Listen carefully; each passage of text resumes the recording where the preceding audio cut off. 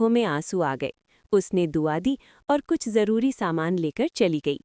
कुछ दिन बाद वही औरत दोबारा आई, मगर इस बार उसके साथ एक नौजवान भी था।